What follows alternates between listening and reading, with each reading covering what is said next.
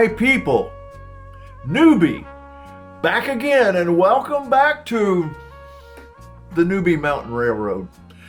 And today we've got some hodgepodge of stuff.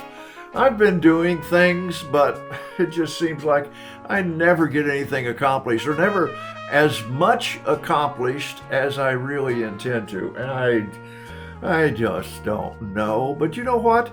As long as you're having fun, right? That's the key. Anyway, today I got a little bit of a new venture. I'm into 3D printing. I've been 3D printing a lot of good, neat stuff. But I've been, in all honesty, I've been struggling with my 3D printer. I did some upgrades, and the old adage, if it works, don't fix it. Well, I didn't follow that.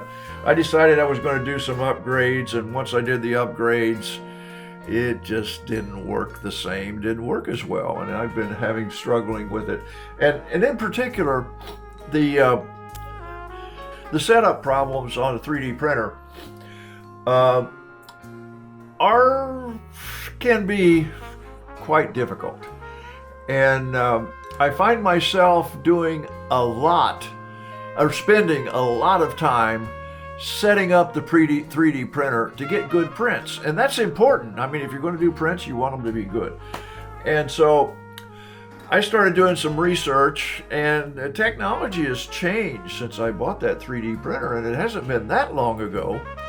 But I come to realize that there are, what I will say, more user-friendly units available now. And so I bit the bullet and decided that maybe it was time to add another 3D printer to my collection, if you will. So here, take a look at this. Let's talk just for a minute about 3D printers. Now, I've shown you the 3D printer that I have down in my workshop, in the train room. And that 3D printer is an Ender 3, and it's a really good printer. I've had a lot of luck with it. It works real well. But there are some idiosyncrasies of that printer, and one of those is the Z-axis adjustment. You have to adjust the three axes, of course, X, Y, and Z, up and down. And it's very critical that you get the Z-axis offset exactly right. And what that means is that how far away the print head is from the build plate. And if that's off just the slightest amount, it makes it really difficult to print. And I can't tell you the number of hours I've spent making sure that the Z-axis offset is correct on the Ender 3 printer. And it's, in all honesty, it's a bit of a hassle.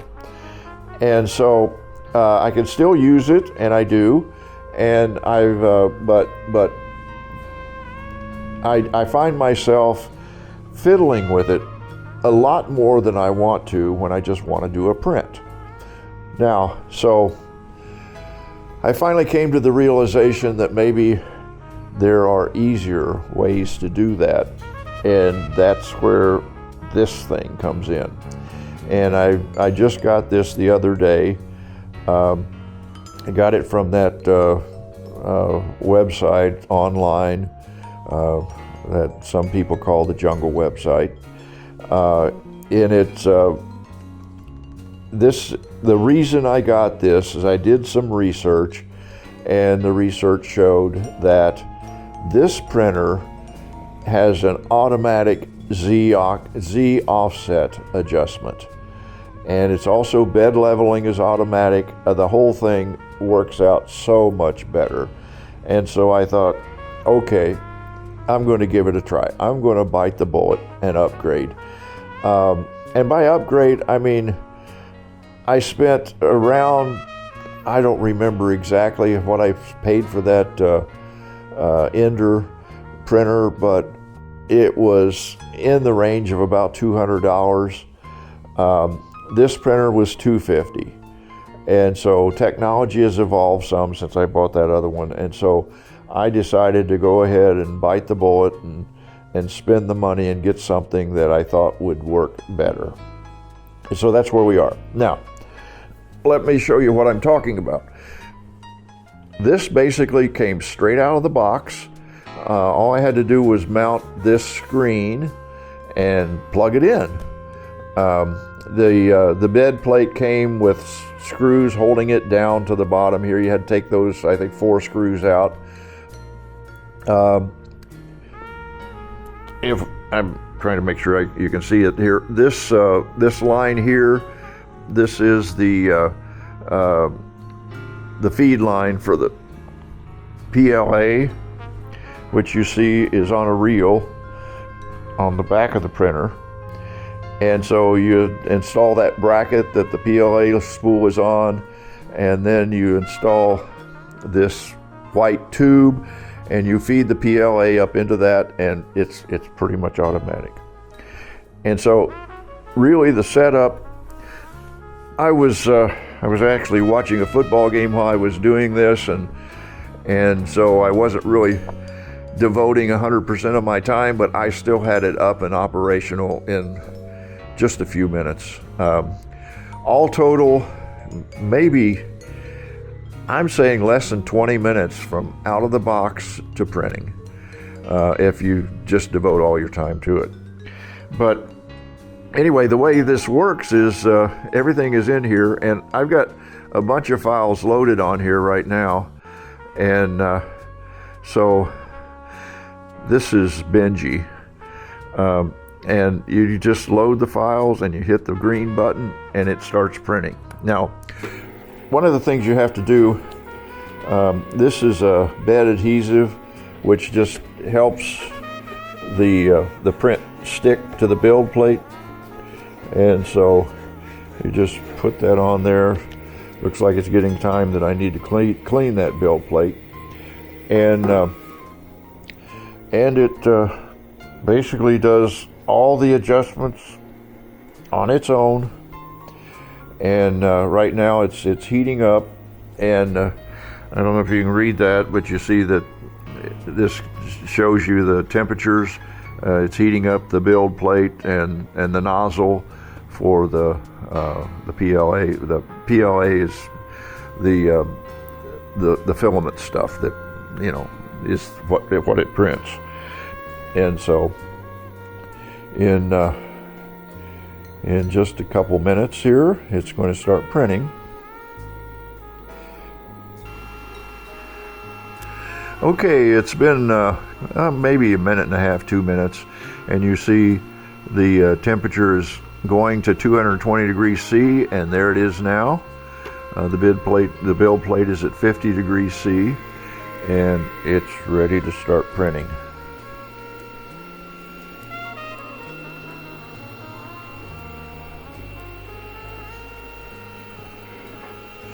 And the first thing it always does is it basically does a practice line to make sure that the print head is cleared, and then it goes to town.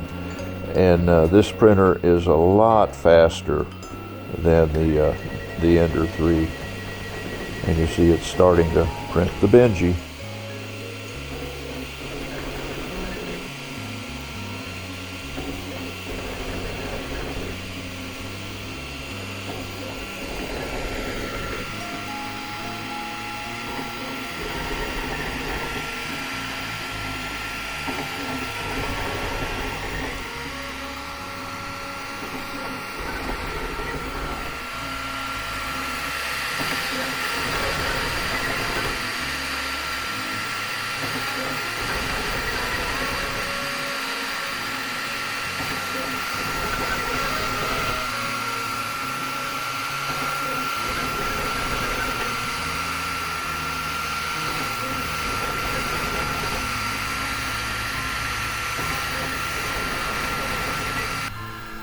And there it is. There's the Benji, all ready to go. Now, I must admit I cheated. It takes about 30 minutes to print this, and I didn't want to wait that long. So I had printed one right after I got the printer, and so this is actually the one I printed before. But I just wanted to show you how it prints. I mean, here's as far as I let it go on this particular print. Full disclosure, but that's the way it works. And this printer has been almost completely self-sufficient in terms of what I really had to do is pretty much nothing. Now, this is the Flash Force is the brand name, and I'm not sponsored by Flash Force or anything like that, but this is the Flash Force. This is the model Adventure 5M, which I say was, I think about, well, I know it was about $250. They have several models, and the one that I really considered buying is an upgrade from this, about $100 more, and it has a completely self-enclosure, and then they also have a printer that will print in different colors at the same time. Well, not at the same time, but you can actually load 4 different spools on it, and it will switch between colors in the middle of printing, and that is pretty slick. And I considered that, but really, in all honesty, I'm not sure how much I would use that, so, and I didn't want to spend the extra money. But anyway, so that's it. That's the new printer, the Flash Force Adventure 5M. And if for those of you who are not,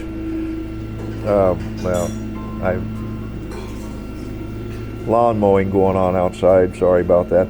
But anyway, for those of you that are not real proficient and are afraid of 3D printing for what it might get you into, this is so far a really good purchase on my part. I've printed a bunch of different stuff already, and it has been completely trouble-free. But anyway, so that's where we are. So there.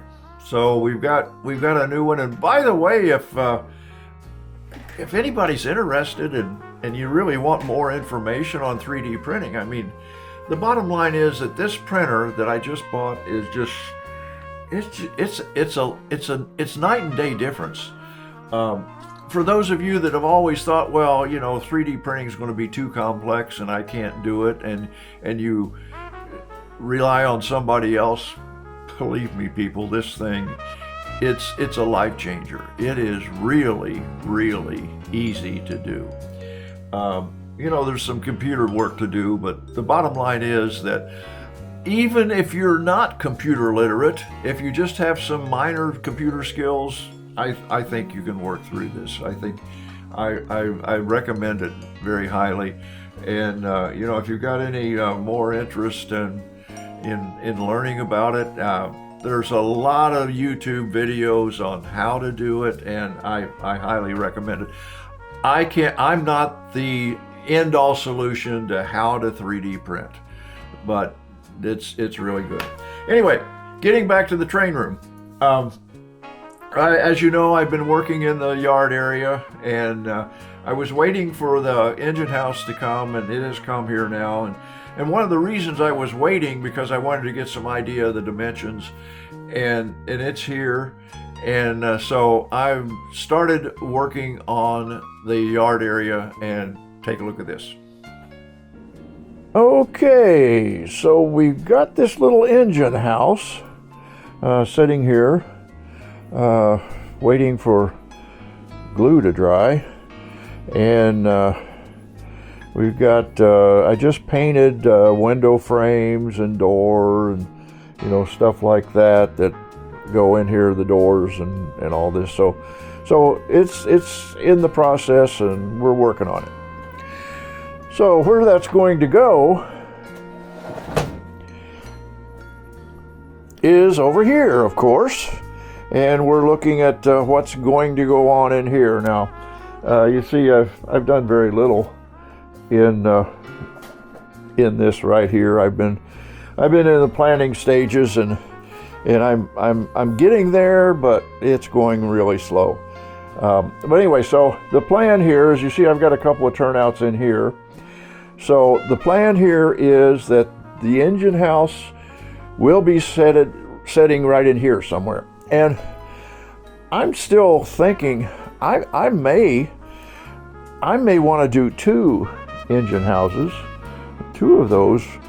I think maybe, you know, that one might sit here and there might be another one over here. That's kind of what I'm thinking right now, that maybe I'll go with 2 engine houses. That one, the one that's sitting over there on the workbench, is an older style, and I might go with trying to 3D print a more modern one and put another one in here. So there'd be 2 engine houses, and then that coaling station, I'm not sure it'll stay. I'm also thinking about, you know, I'm going to have some room in here, I think, and I may want to do something with a fueling station, or you know, something in this area here as well. So basically, if I'm thinking of this right, a track will come straight along in here into an engine house, and a second track will come in to the other bay of that engine house here. So then this track would come this way. There'll probably be a turnout in this area here somewhere, and so there'll be basically 2 tracks coming into another engine house located here, and then maybe a second, another turnout and a singular track coming over into here, and a fueling station or something like that. If I use this as an example of what the size of those buildings are, you know, that building's a little bigger, but I think there's plenty of room for 2 of those in here and still have another. I don't know if you can see what I'm doing here with the cameras, maybe not going the same way I am, but anyway, so what I'm thinking is that, you know, 1 engine house here, another engine house over here, maybe sitting on an angle like that, and then there may still be room to have a fueling station or something like that in here if that coaling tower goes away. I don't know. That's kind of where I'm going right now. I'm in the planning stages, and boy, it seems like it's taking me a lot longer than it should, but part of that is because I'm not spending a lot of time down here, so, you know, that's my fault. Yeah, and back to the 3D printing stuff. I was just going through 3D print files, and I just on a whim, I found this forestry fire tower that I thought, you know, I've got up on the very top of the mountain. I thought that might be neat to have a watchtower up on top of the mountain. And so I thought, well, let me see what I can find. So I went in to look at 3D printings, and look what I found.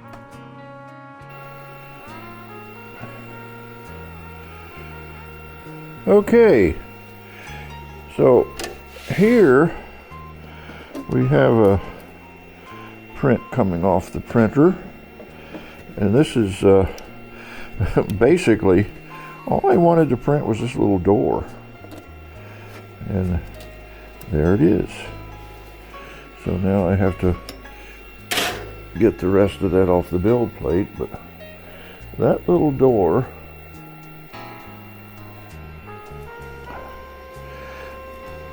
will go in here. Let me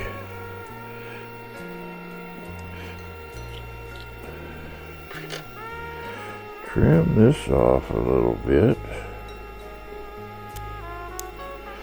One of the problems with 3D printing is getting rid of all of the, basically what these are, this is the stuff that keeps the print, that allows the printer to print in space, if you know what I'm saying.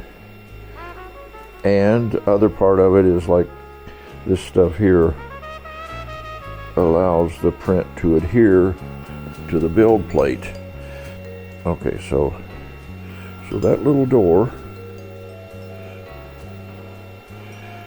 will go right in there. Isn't that slick? So, I could lay that aside, and now we have to clean the build plate. I've got a little scraper somewhere that makes it easier to do this than using my fingernails, but and all this trash here.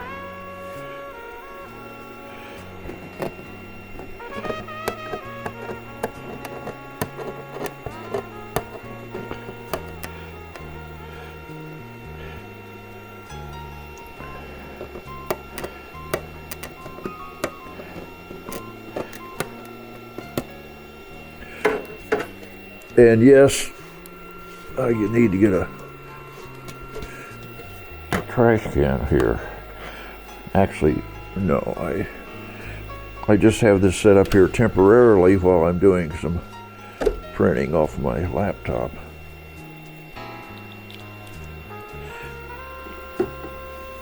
Okay, so I don't know if you can see this this right here. Now, these are all the files that I have loaded on the printer right now, and so you see this is, and there's some of this stuff like this in orange, and that there basically are files that came with the printer. Like this little thing here, this is called Benji. That was one of the first things I printed just to see how the printer worked. But a double tumble portal, a semi truck, which is this one right here. It came out okay. You see, I don't know if you can see it or not, but there's some scallops on the hood, but it's a pretty nice little representation of a truck in N scale. The real problem, though, is painting that. I just have my ability to paint small details is just not what it should be in N scale, and so, but that's just part of the process that I knew I would have that problem when I went N scale instead of HO. Now, speaking of HO, my buddy Tom Stover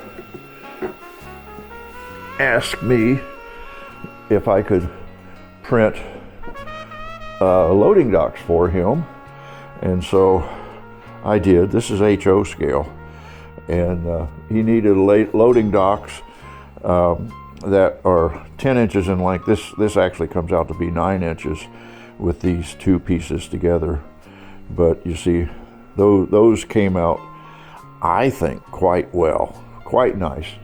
And so next time I'm over at Tom's, I could take those and give those to him. That's what's going on with that. Now, how this works and what's going on right now, and let me see if I can get this set up so you can see my laptop here.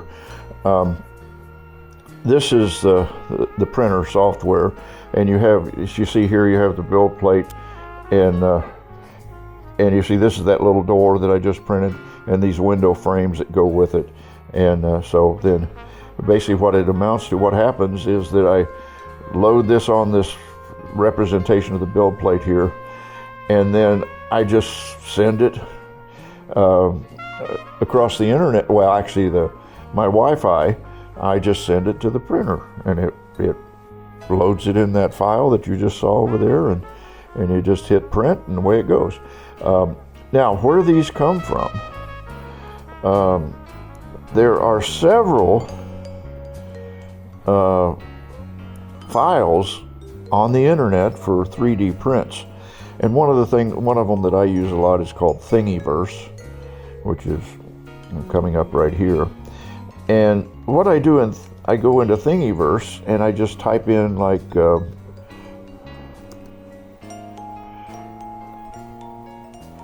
my fingers will type model railroad, and it comes up with all of these things that you can print. And there's and all you do then is you just download the files, and that's where I get a lot of the stuff that I print on my 3D printer.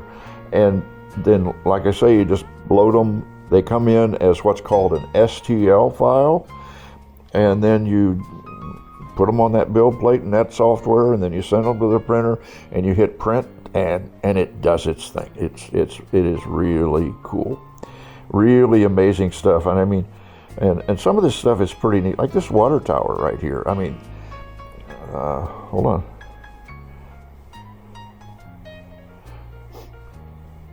See, that's a pretty cool looking little water tower. And then basically what it amounts to is these are all the files to build that water tower.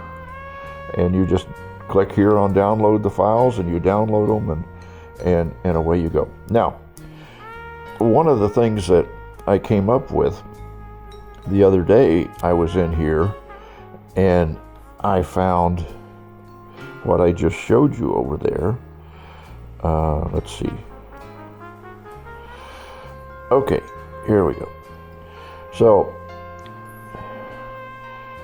fire lookout station. You see, this one came up, and this is actually in scale. And you see, it's got the fire lookout here. I can zoom in, I guess. Maybe not. But so I saw that, and I thought, now that is pretty cool, but it really didn't sit real well with me. And so I was just looking to see what else I could find. And I came across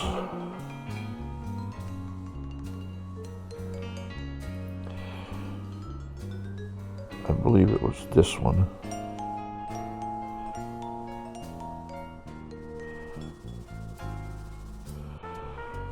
No, that's not it.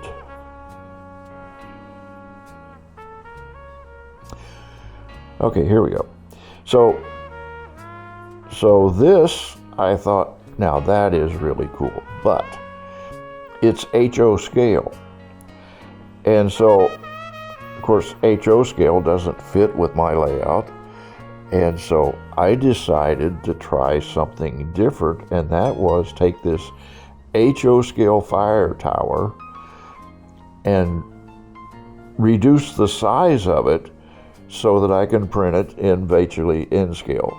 And so what I did was I took this and I went into the software that I just showed you, and instead of printing this at HO scale, I printed it at 50%. And at 50%,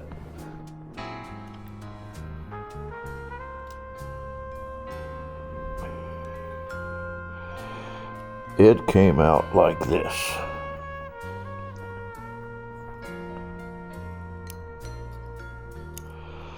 And so, I'm sure it's not exactly in scale, but it's going to be close enough to put up on top of the mountain on the Newbie Mountain Railroad. So now what I'm going to do, and of course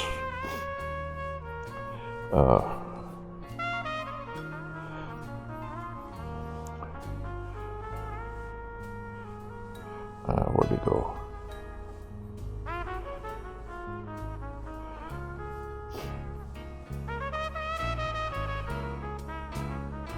So here, you see this area right in here. Here are all the files of all those components that you just saw me printing. And I printed all those out, and now I think I'm gonna do some painting before I put it all together. And what I'm thinking is, yeah, brown is a good color for the tower, but I'm thinking I'm going to do maybe I'll do the roof in brown, and then I'm going to do the main body, I think, in green. But let me see what kind of paint I got, and we'll see where we go from here.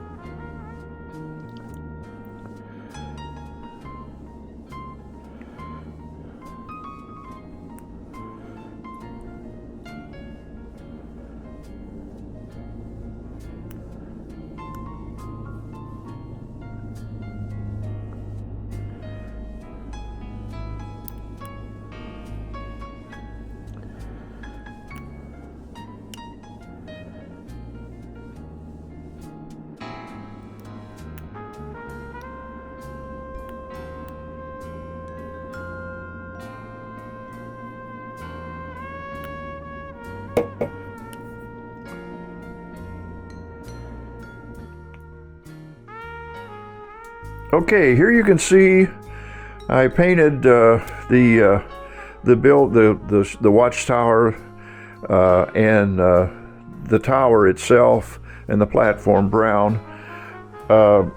And down here you can see that the roof, this is the roof. The roof is green.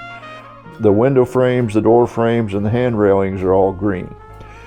I also have in here, I painted green. These are the window frames and doors for the engine house. So my paint booth works out real well. I'm glad I spent the money on it. Well, that's it for today. I've spent enough of your time, and thanks for watching. Thanks for subscribing. And if you haven't subscribed, hit that little button down there in the corner, that little red button, or just go into the setup on the screen and subscribe. Comment, like, share, all that stuff that works out better for the channel. Let people know that I'm still here and doing stuff.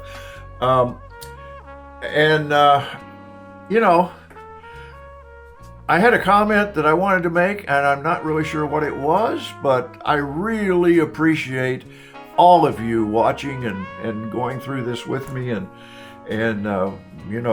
come back next time when we'll see what's going to happen.